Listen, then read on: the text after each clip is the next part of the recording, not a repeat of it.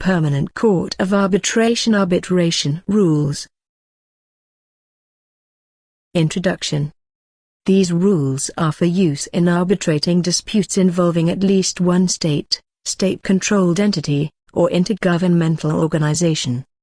They add a new option for arbitration of disputes under the auspices of the Permanent Court of Arbitration, hereinafter the PCA, without replacing the previously adopted PCA rules, which remain valid and available.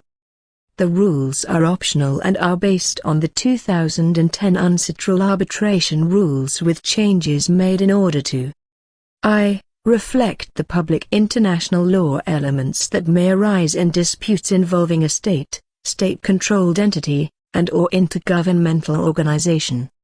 2. Indicate the role of the Secretary-General and the International Bureau of the PCA and 3. Emphasize flexibility and party autonomy. For example, a. The rules allow for arbitration of multi-party disputes involving a combination of states, state-controlled entities, intergovernmental organizations, and private parties. b. The rules and the services of the Secretary-General and the International Bureau of the PCA are available for use by all states and their entities and enterprises, and are not restricted to disputes in which the state is a party to either the Hague Convention for the Pacific Settlement of International Disputes of 1899 or that of 1907. c. The rules allow parties to choose an arbitral tribunal of 1, 3, or 5 persons and d. The choice of arbitrators is not limited to persons who are listed as members of the PCA. Model clauses that parties may consider inserting in treaties, contracts, or other agreements to provide for arbitration of existing or future disputes are set forth in the annex to these rules. Section I. Introductory Rules. Scope of application. Article 1. 1. Where a state, state-controlled entity, or intergovernmental organization has agreed with one or more states, state-controlled entities, intergovernmental organizations, or private parties that disputes between them in respect of a defined legal relationship, whether contractual, treaty-based, or otherwise, shall be referred to arbitration under the Permanent Court of Arbitration Arbitration Rules 2012, hereinafter the rules, then such disputes shall be settled in accordance with these rules subject to such modification as the parties may agree. 2. Agreement by a state, state-controlled entity, or intergovernmental organization to arbitrate under these rules with a party that is not a state, state-controlled entity, or intergovernmental organization constitutes a waiver of any right of immunity from jurisdiction in respect of the proceedings relating to the dispute in question to which such party might otherwise be entitled. A waiver of immunity relating to the execution of an arbitral award must be explicitly expressed. 3. The International Bureau of the Permanent Court of Arbitration at The Hague, hereinafter the International Bureau, shall serve as registry for the proceedings and provide secretariat services. 4.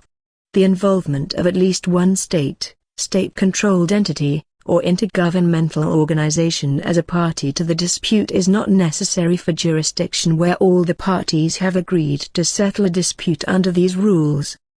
However, where the Secretary-General of the Permanent Court of Arbitration determines that no state, state-controlled entity, or intergovernmental organization is a party to the dispute, the Secretary-General may decide to limit the Permanent Court of Arbitration's role in the proceedings to the function of the Secretary-General as appointing authority, with the role of the International Bureau under these rules to be assumed by the Arbitral Tribunal.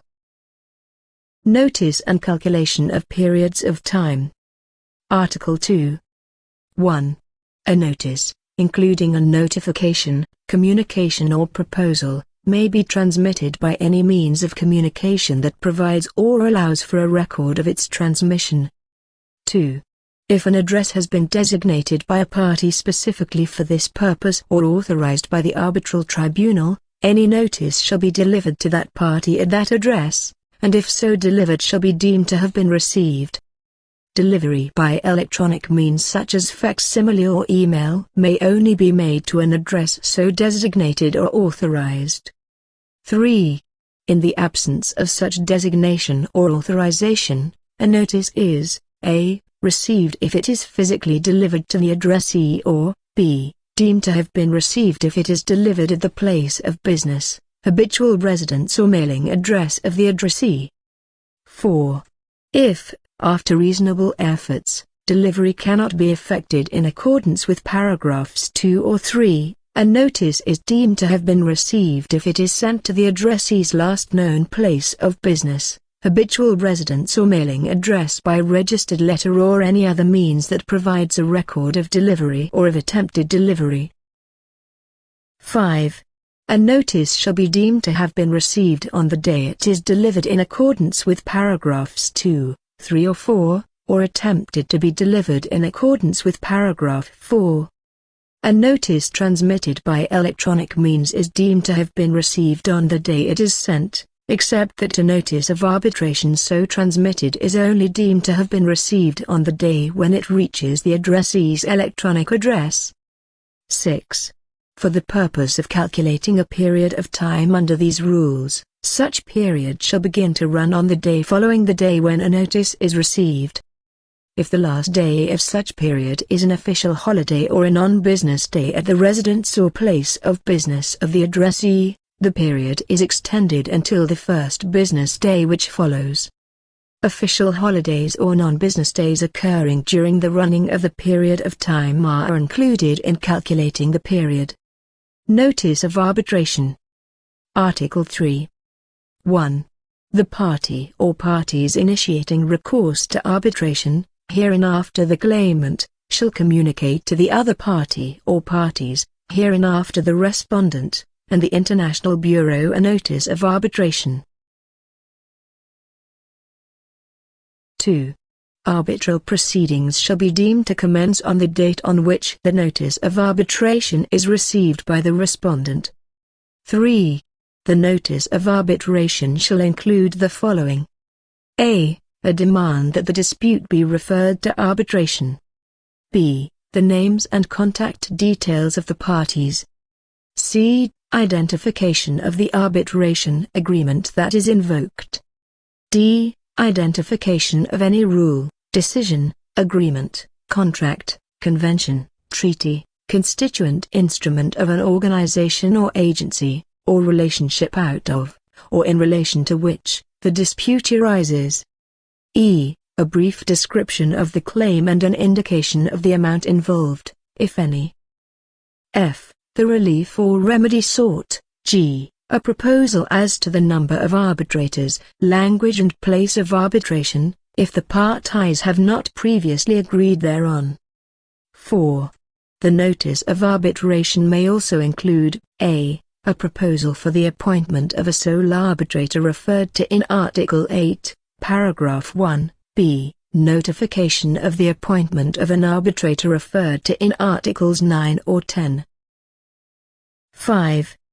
The constitution of the arbitral tribunal shall not be hindered by any controversy with respect to the sufficiency of the notice of arbitration, which shall be finally resolved by the arbitral tribunal.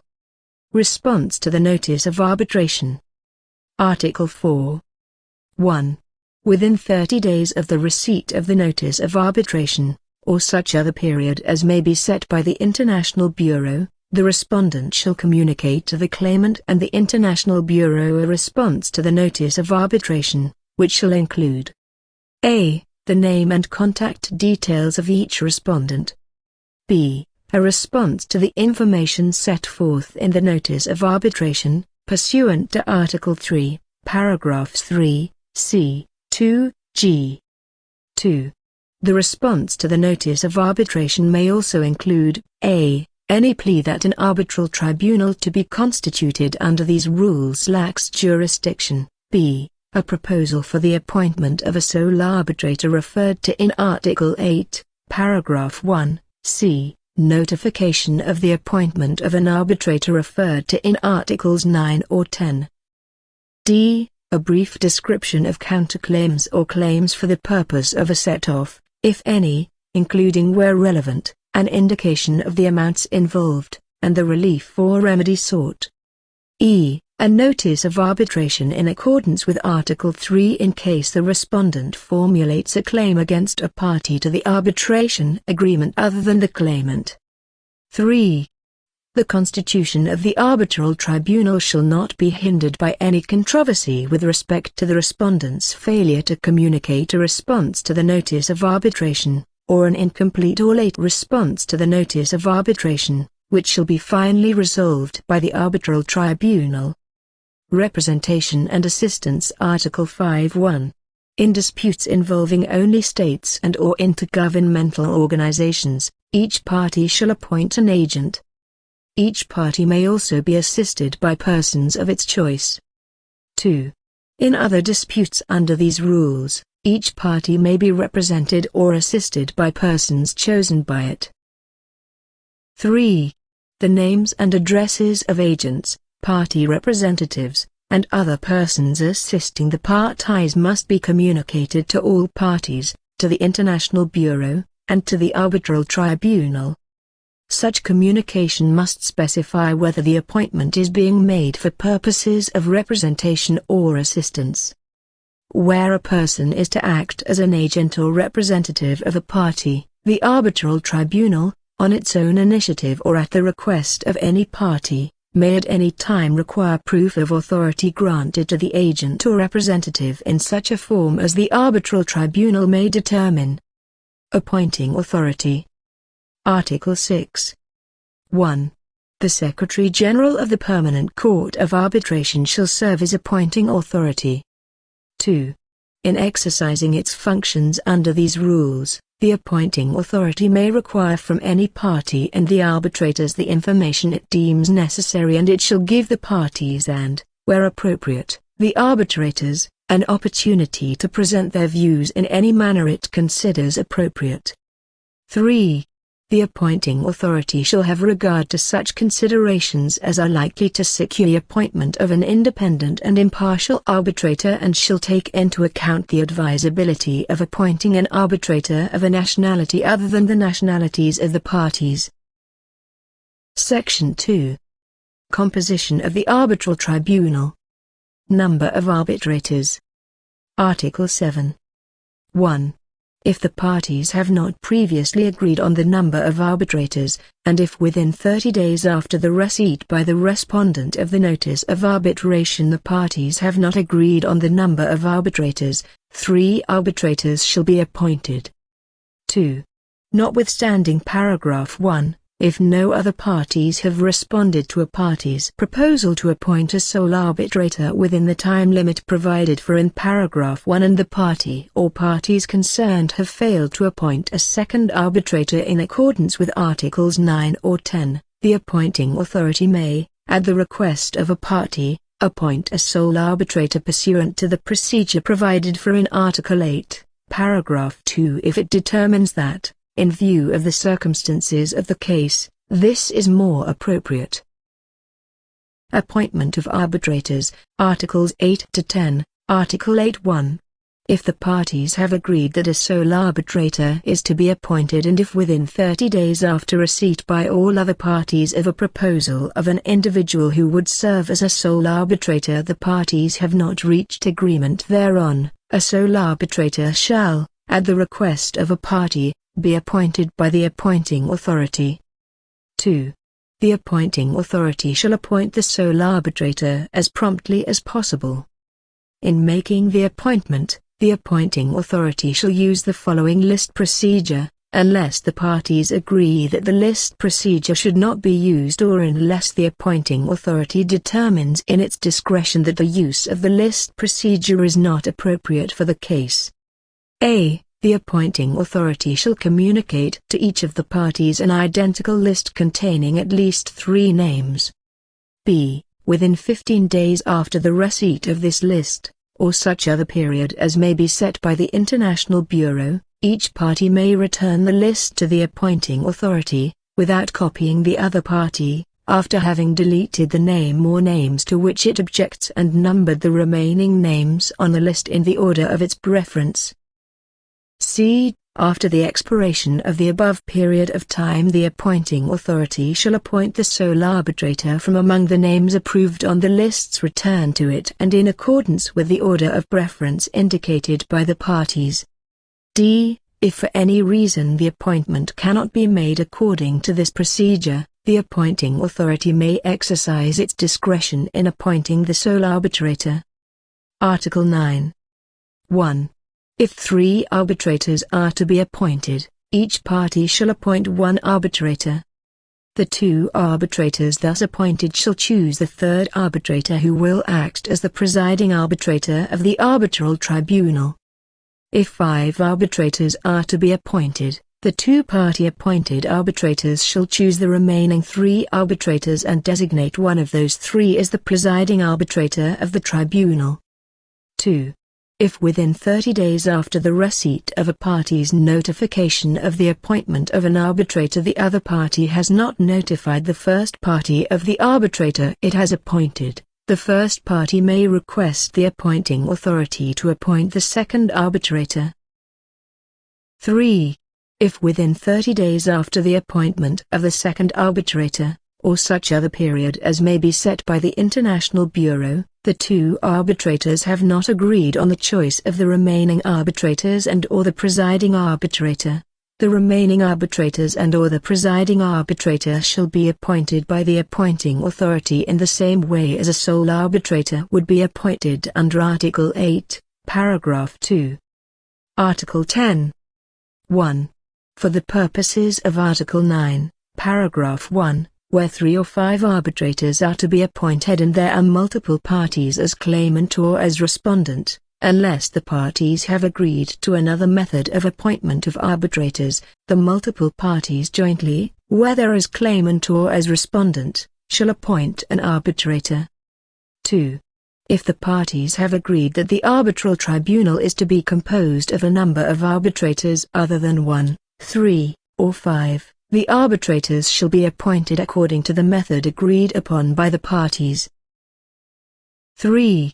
In the event of any failure to constitute the arbitral tribunal under these rules, the appointing authority shall, at the request of any party, constitute the arbitral tribunal and, in doing so, may revoke any appointment already made and appoint each of the arbitrators and designate one of them as the presiding arbitrator.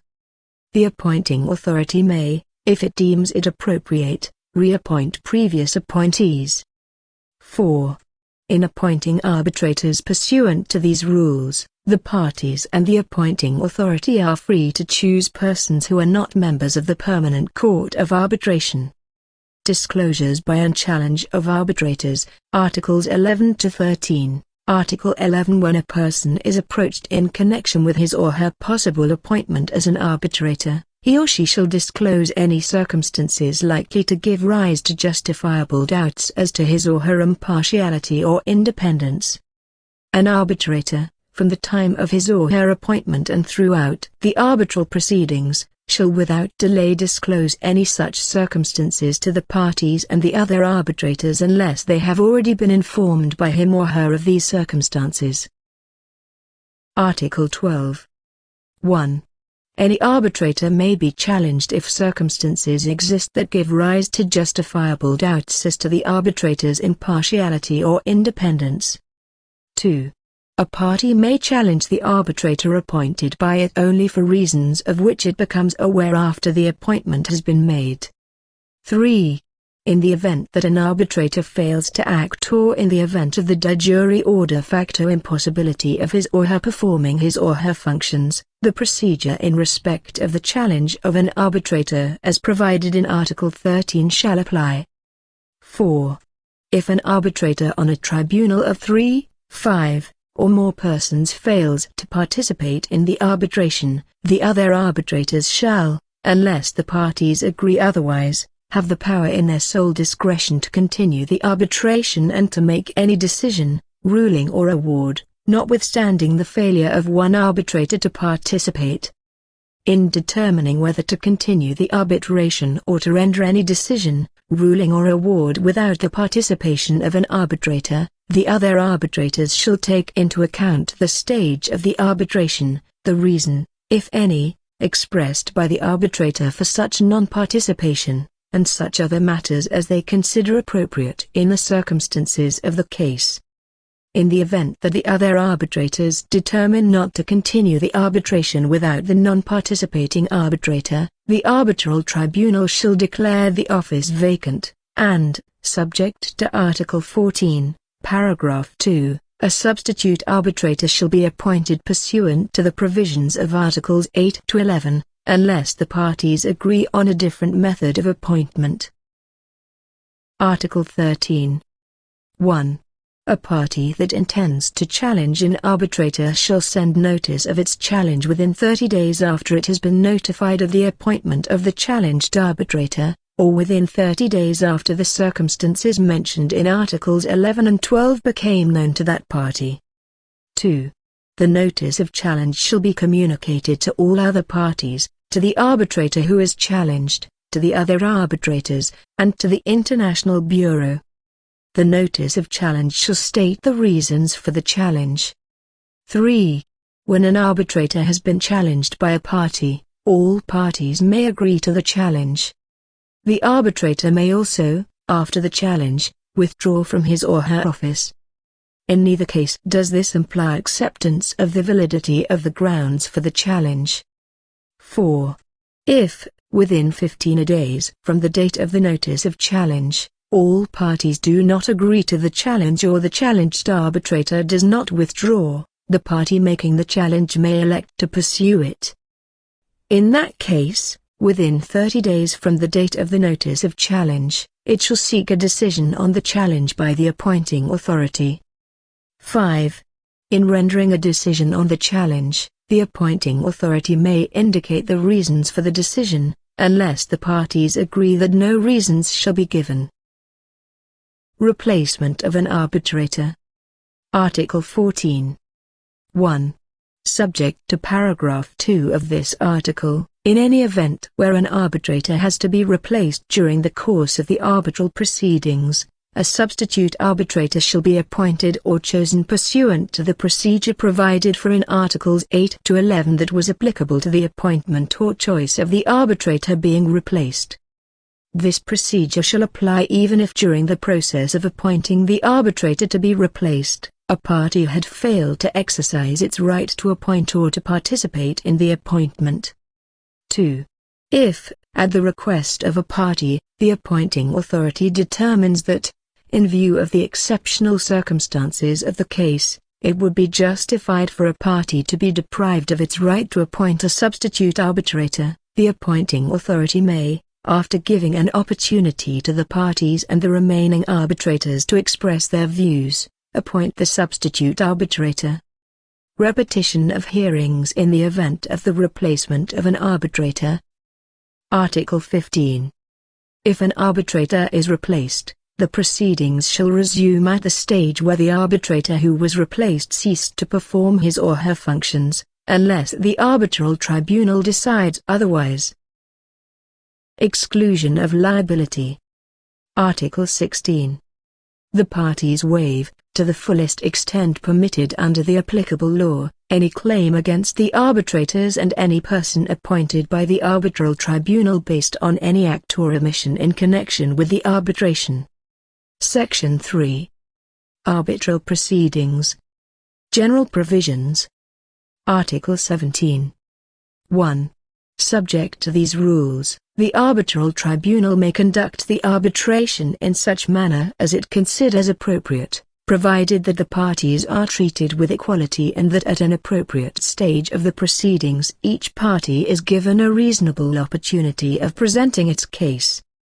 The arbitral tribunal, in exercising its discretion, shall conduct the proceedings so as to avoid unnecessary delay and expense and to provide a fair and efficient process for resolving the parties' dispute. 2. As soon as practicable after its constitution and after inviting the parties to express their views, the arbitral tribunal shall establish the provisional timetable of the arbitration. The arbitral tribunal may, at any time, after inviting the parties to express their views, extend or abridge any period of time prescribed under these rules or agreed by the parties. 3. If at an appropriate stage of the proceedings any party so requests, the Arbitral Tribunal shall hold hearings for the presentation of evidence by witnesses, including expert witnesses, or for oral argument. In the absence of such a request, the Arbitral Tribunal shall decide whether to hold such hearings or whether the proceedings shall be conducted on the basis of documents and other materials. 4. All communications to the Arbitral Tribunal by one party shall be communicated by that party to all other parties and the International Bureau. Such communications shall be made at the same time, except as otherwise permitted by the Arbitral Tribunal if it may do so under applicable law. 5. The Arbitral Tribunal may, at the request of any party, allow one or more third persons to be joined in the arbitration as a party provided such person is a party to the arbitration agreement, unless the Arbitral Tribunal finds, after giving all parties, including the person or persons to be joined, the opportunity to be heard, that joinder should not be permitted because of prejudice to any of those parties. The Arbitral Tribunal may make a single award or several awards in respect of all parties so involved in the arbitration. Place of arbitration. Article 18. 1. If the parties have not previously agreed on the place of arbitration, the place of arbitration shall be determined by the Arbitral Tribunal having regard to the circumstances of the case. The award shall be deemed to have been made at the place of arbitration. 2. The Arbitral Tribunal may meet at any location it considers appropriate for deliberations. Unless otherwise agreed by the parties, the Arbitral Tribunal may also meet at any location it considers appropriate for any other purpose, including hearings. Language. Article 19. 1. Subject to an agreement by the parties, the Arbitral Tribunal shall, promptly after its appointment, determine the language or languages to be used in the proceedings. This determination shall apply to the statement of claim, the statement of defense, and any further written statements and, if oral hearings take place, to the language or languages to be used in such hearings. 2. The Arbitral Tribunal may order that any documents annexed to the statement of claim or statement of defense, and any supplementary documents or exhibits submitted in the course of the proceedings, delivered in their original language, shall be accompanied by a translation into the language or languages agreed upon by the parties or determined by the Arbitral Tribunal. Statement of Claim. Article 20. 1. The claimant shall communicate its statement of claim in writing to the respondent, to the International Bureau, and to each of the arbitrators within a period of time to be determined by the Arbitral Tribunal. The claimant may elect to treat its notice of arbitration referred to in Article 3 as a statement of claim, provided that the notice of arbitration also complies with the requirements of paragraphs 2 to 4 of this article. 2. The statement of claim shall include the following particulars: a. The names and contact details of the parties; b. A statement of the facts supporting the claim; c. The points at issue; d. The relief or remedy sought; e. The legal grounds or arguments supporting the claim. 3. A copy of any rule, decision, agreement, contract, convention, treaty, constituent instrument of an organization or agency, or relationship out of, or in relation to which, the dispute arises, and of the arbitration agreement shall be annexed to the statement of claim. 4. The statement of claim should, as far as possible, be accompanied by all documents and other evidence relied upon by the claimant, or contain references to them. Statement of defense. Article 21. 1.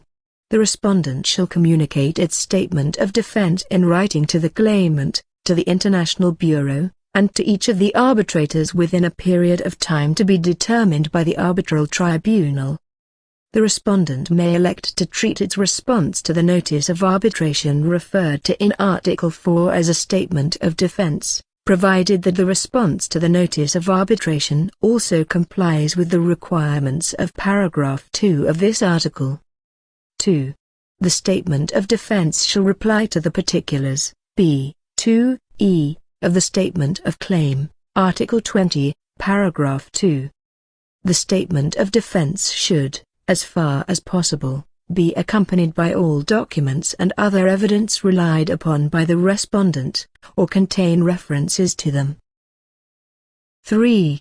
In its statement of defense, or at a later stage in the arbitral proceedings, if the arbitral tribunal decides that the delay was justified under the circumstances, the respondent may make a counterclaim or rely on a claim for the purpose of a set-off, provided that the arbitral tribunal has jurisdiction over it. 4. The provisions of Article 20, paragraphs 2 to 4 shall apply to a counterclaim, a claim under Article 4, paragraph 2e, and a claim relied on for the purpose of a set-off. Amendments to the claim or defense. Article 22. During the course of the arbitral proceedings, a party may amend or supplement its claim or defense, including a counterclaim or a claim for the purpose of a set-off, unless the arbitral tribunal considers it inappropriate to allow such amendment or supplement, having regard to the delay in making it or prejudice to other parties or any other circumstances. However, a claim or defense, including a counterclaim or a claim for the purpose of a set-off, may not be amended or supplemented in such a manner that the amended or supplemented claim or defense falls outside the jurisdiction of the arbitral tribunal. Pleas as to the jurisdiction of the arbitral tribunal. Article 23. 1. The arbitral tribunal shall have the power to rule on its own jurisdiction, including any objections with respect to the existence or validity of the arbitration agreement. For that purpose, an arbitration clause that forms part of a contract, treaty, or other agreement shall be treated as an agreement independent of the other terms of the contract, treaty, or other agreement. A decision by the arbitral tribunal that the contract, treaty, or other agreement is null, void, or invalid shall not entail automatically the invalidity of the arbitration clause. 2. A plea that the arbitral tribunal does not have jurisdiction shall be raised no later than in the statement of defense or, with respect to a counterclaim or a claim for the purpose of a set-off, in the reply to the counterclaim or to the claim for the purpose of a set-off. A party is not precluded from raising such a plea by the fact that it was appointed, or participated in the appointment of, an arbitrator. A plea that the arbitral tribunal is exceeding the scope of its authority shall be raised as soon as the matter alleged to be beyond the scope of its authority is raised during the arbitral proceedings. The arbitral tribunal may, in either case, admit a later plea if it considers the delay justified.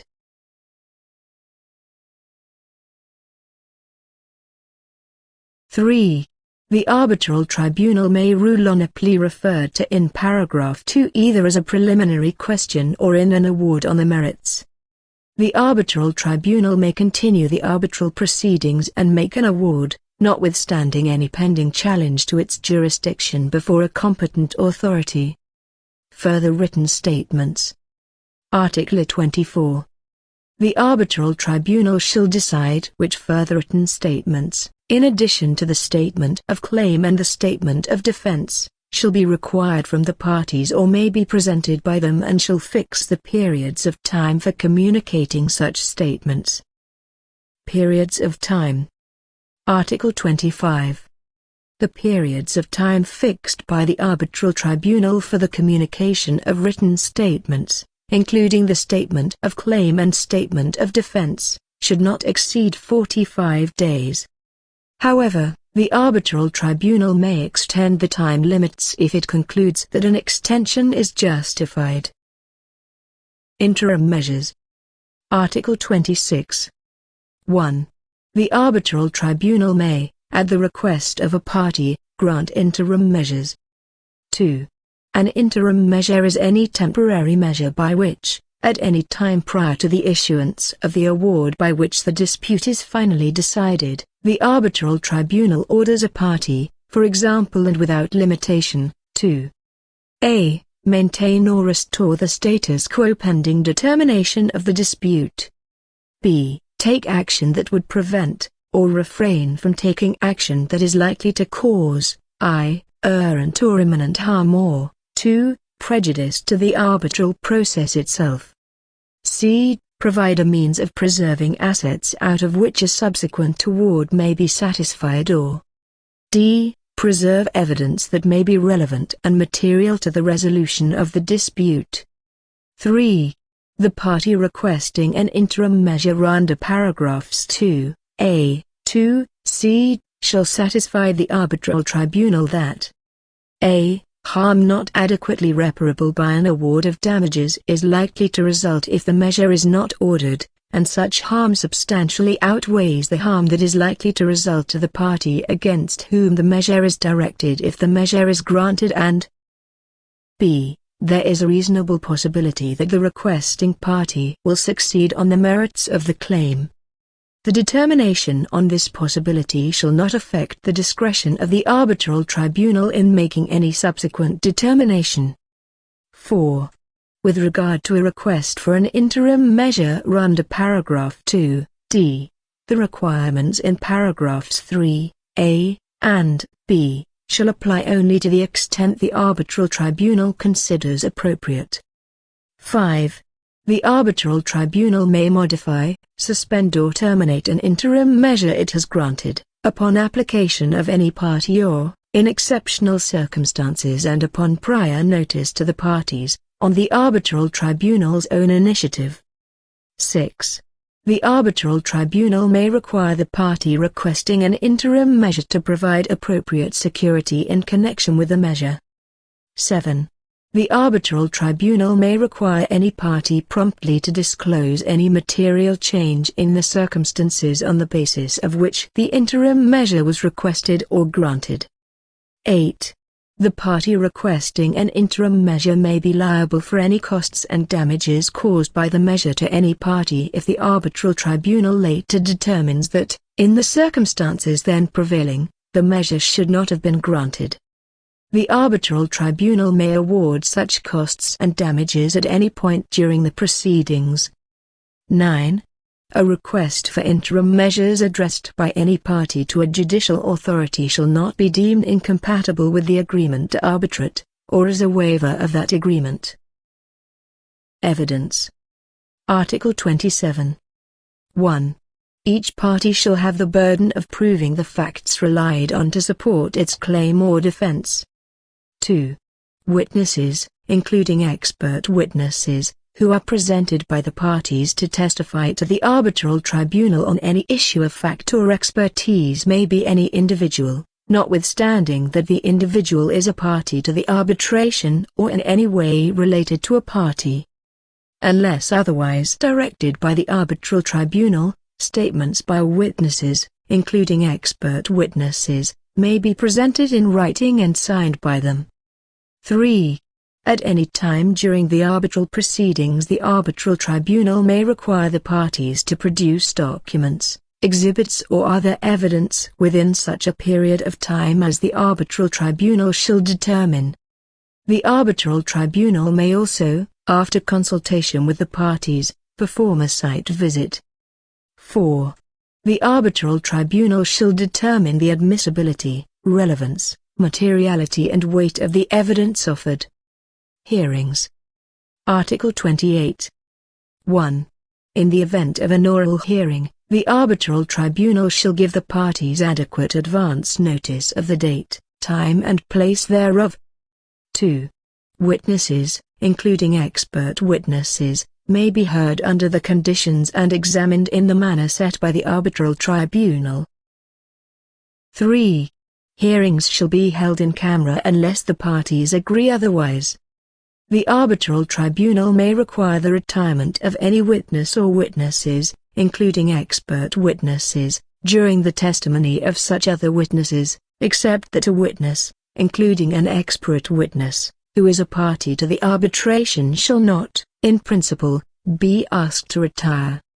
4. The arbitral tribunal may direct that witnesses, including expert witnesses, be examined through means of telecommunication that do not require their physical presence at the hearing, such as video conference. Experts appointed by the Arbitral Tribunal. Article 29. 1. After consultation with the parties, the Arbitral Tribunal may appoint one or more independent experts to report to it, in writing, on specific issues to be determined by the Arbitral Tribunal. A copy of the experts' terms of reference, established by the Arbitral Tribunal, shall be communicated to the parties. 2.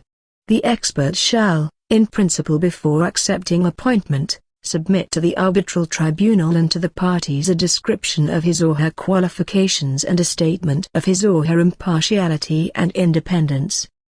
Within the time ordered by the Arbitral Tribunal, the parties shall inform the Arbitral Tribunal whether they have any objections as to the expert's qualifications, impartiality or independence. The Arbitral Tribunal shall decide promptly whether to accept any such objections. After an expert's appointment, a party may object to the expert's qualifications, impartiality or independence only if the objection is for reasons of which the party becomes aware after the appointment has been made. The Arbitral Tribunal shall decide promptly what, if any, action to take. 3. The parties shall give the expert any relevant information or produce for his or her inspection any relevant documents or goods that he or she may require of them. Any dispute between a party and such expert as to the relevance of the required information or production shall be referred to the Arbitral Tribunal for decision. 4. Upon receipt of the expert's report, the Arbitral Tribunal shall communicate a copy of the report to the parties, which shall be given the opportunity to express, in writing, their opinion on the report.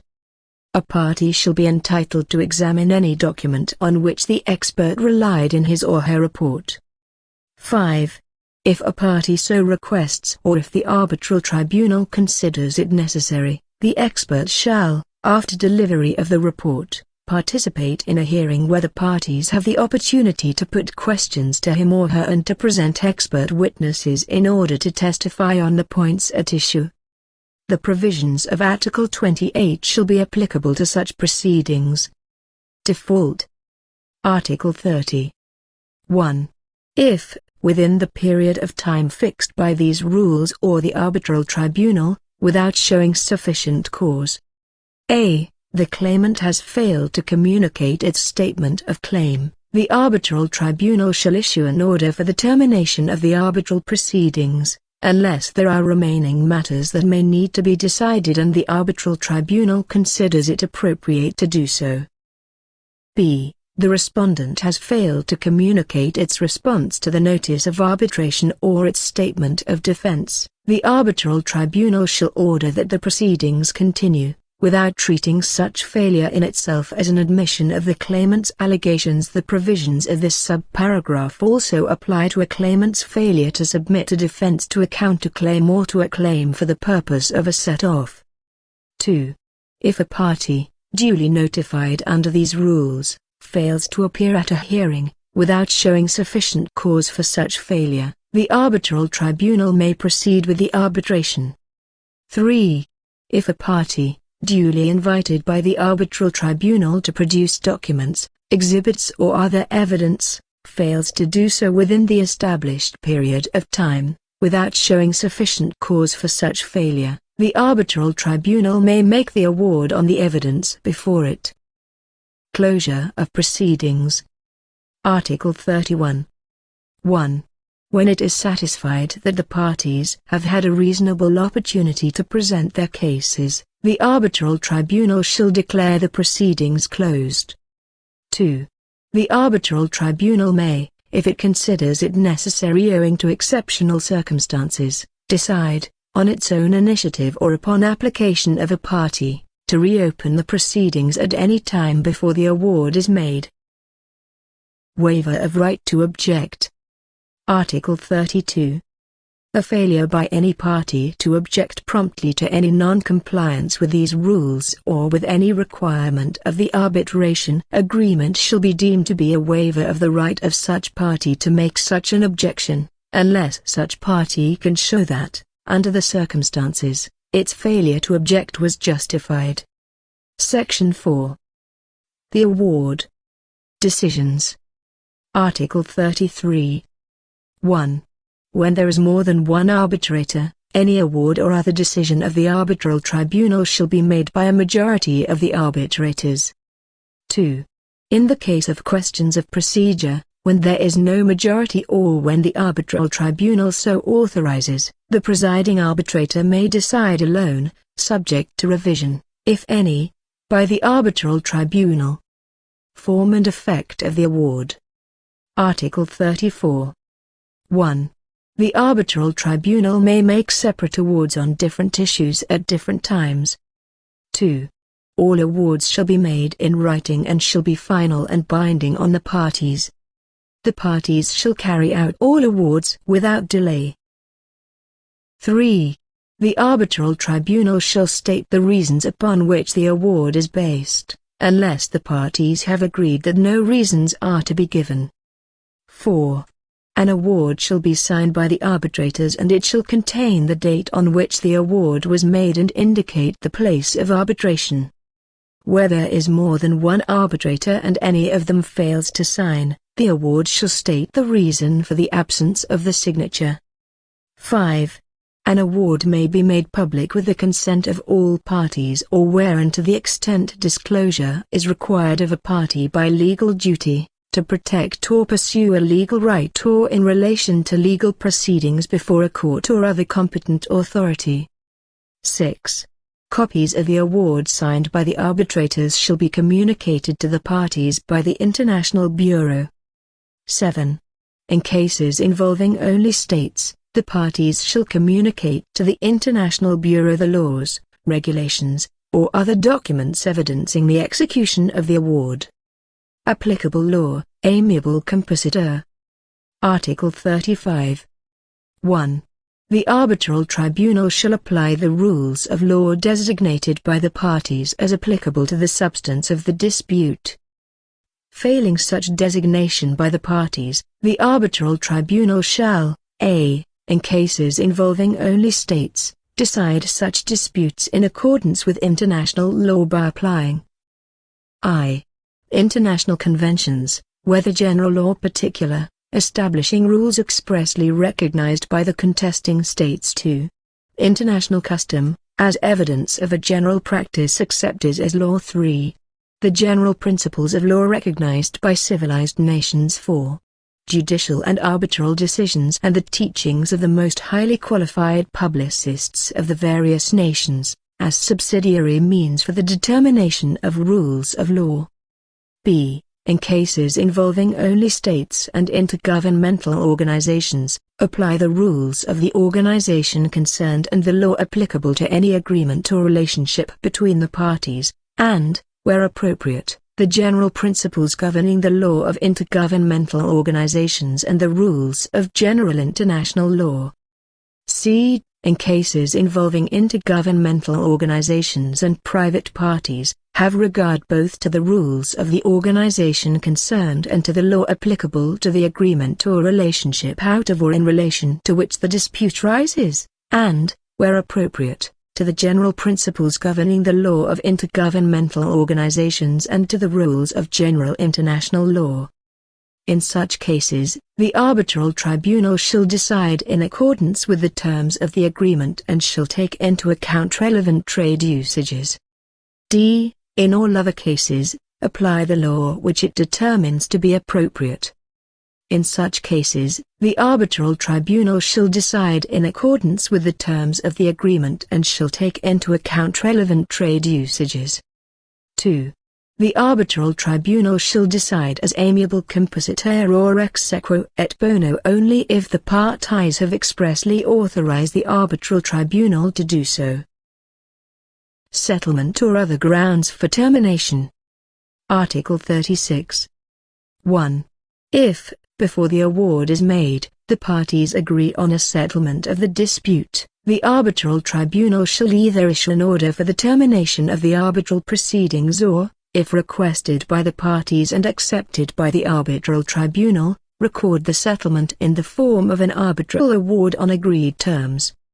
The arbitral tribunal is not obliged to give reasons for such an award. 2. If, before the award is made, the continuation of the arbitral proceedings becomes unnecessary or impossible for any reason not mentioned in paragraph 1, the arbitral tribunal shall inform the parties of its intention to issue an order for the termination of the proceedings. The arbitral tribunal shall have the power to issue such an order unless there are remaining matters that may need to be decided and the arbitral tribunal considers it appropriate to do so. 3. Copies of the order for termination of the arbitral proceedings or of the arbitral award on agreed terms, signed by the arbitrators, shall be communicated by the arbitral tribunal to the parties. Where an arbitral award on agreed terms is made, the provisions of Article 34, paragraphs 2, 4 and 5 shall apply. Interpretation of the award. Article 37. 1. Within 30 days after the receipt of the award, a party, with notice to the other parties and the International Bureau, may request that the arbitral tribunal give an interpretation of the award. 2. The interpretation shall be given in writing within 45 days after the receipt of the request.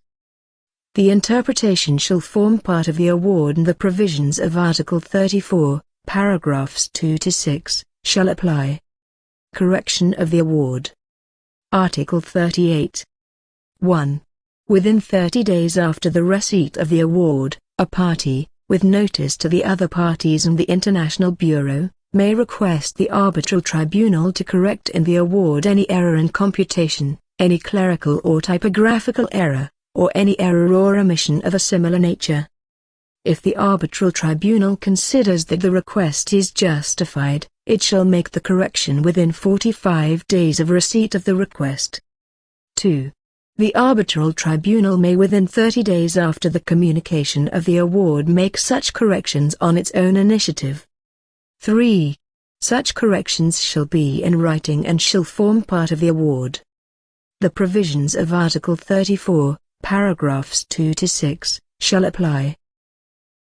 Additional award. Article 39. 1. Within 30 days after the receipt of the termination order or the award, a party, with notice to the other parties and the International Bureau, may request the arbitral tribunal to make an award or an additional award as to claims presented in the arbitral proceedings but not decided by the arbitral tribunal. 2. If the arbitral tribunal considers the request for an award or additional award to be justified, it shall render or complete its award within 60 days after the receipt of the request. The arbitral tribunal may extend, if necessary, the period of time within which it shall make the award. 3. When such an award or additional award is made, the provisions of Article 34, paragraphs 2 to 6, shall apply. Definition of costs. Article 40. 1. The arbitral tribunal shall fix the costs of arbitration in the final award and, if it deems appropriate, in another decision. 2. The term costs includes only a. The fees of the arbitral tribunal to be stated separately as to each arbitrator and to be fixed by the tribunal itself in accordance with Article 41. b. The reasonable travel and other expenses incurred by the arbitrators. c. The reasonable costs of expert advice and of other assistance required by the arbitral tribunal. d. The reasonable travel and other expenses of witnesses to the extent such expenses are approved by the arbitral tribunal. e. The legal and other costs incurred by the parties in relation to the arbitration to the extent that the arbitral tribunal determines that the amount of such costs is reasonable. f. The fees and expenses of the International Bureau, including the fees and expenses of the appointing authority. 3. In relation to interpretation, correction or completion of any award under Articles 37 to 39, the Arbitral Tribunal may charge the costs referred to in paragraphs 2b, 2f, but no additional fees. Fees and expenses of arbitrators. Article 41. 1.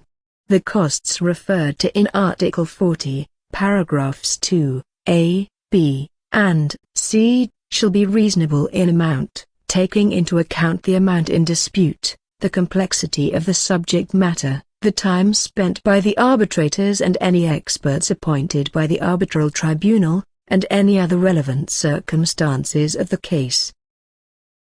2. Promptly after its constitution, the Arbitral Tribunal shall inform the parties as to how it proposes to determine its fees and expenses, including any rates it intends to apply. Within 15 days of receiving that proposal, any party may refer the proposal to the appointing authority for review. If the appointing authority finds that the proposal of the Arbitral Tribunal is inconsistent with paragraph 1, it shall make any necessary adjustments thereto, which shall be binding upon the Arbitral Tribunal. A. Before fixing the costs of arbitration pursuant to Article 40, the Arbitral Tribunal shall submit its determination of the costs referred to in Article 40, paragraphs 2a, b, and c, with an explanation of the manner in which the corresponding amounts have been calculated, to the appointing authority for review. B. If the appointing authority finds that the Arbitral Tribunal's determination is inconsistent with the criteria in paragraph 1 or with the Arbitral Tribunal's proposal, and any adjustments thereto, under paragraph 2, it shall make any necessary adjustments to the Arbitral Tribunal's determination. Any such adjustments shall be binding upon the Arbitral Tribunal when it fixes the costs of arbitration pursuant to Article 40. 4. Throughout the procedure under paragraphs 2 and 3 of this article, the Arbitral Tribunal shall proceed with the arbitration, in accordance with Article 17, paragraph 1. Allocation of costs. Article 42. 1. The costs of arbitration shall in principle be borne by the unsuccessful party or parties. However, the Arbitral Tribunal may apportion each of such costs between the parties if it determines that apportionment is reasonable, taking into account the circumstances of the case. 2. The Arbitral Tribunal shall in the final award or, if it deems appropriate, in any other award, determine any amount that a party may have to pay to another party as a result of the decision on allocation of costs. Deposit of costs. Article 43. 1.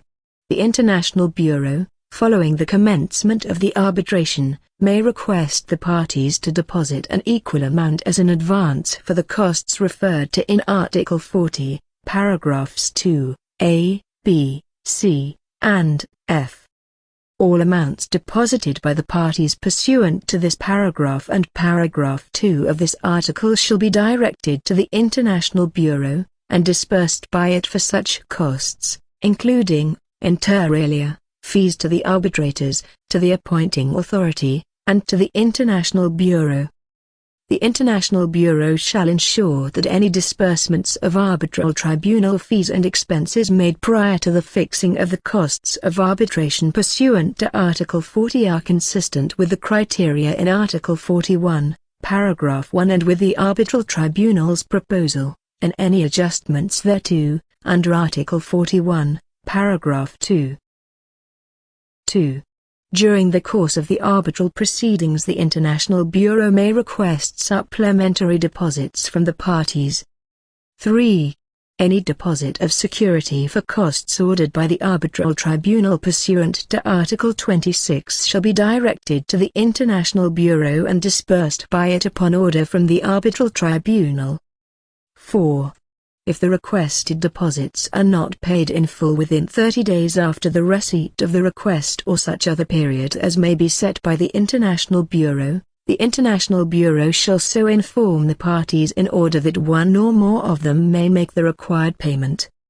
If such payment is not made, the arbitral tribunal may order the suspension or termination of the arbitral proceedings. 5. After a termination order or final award has been made, the International Bureau shall render an accounting to the parties of the deposits received and return any unexpended balance to the parties.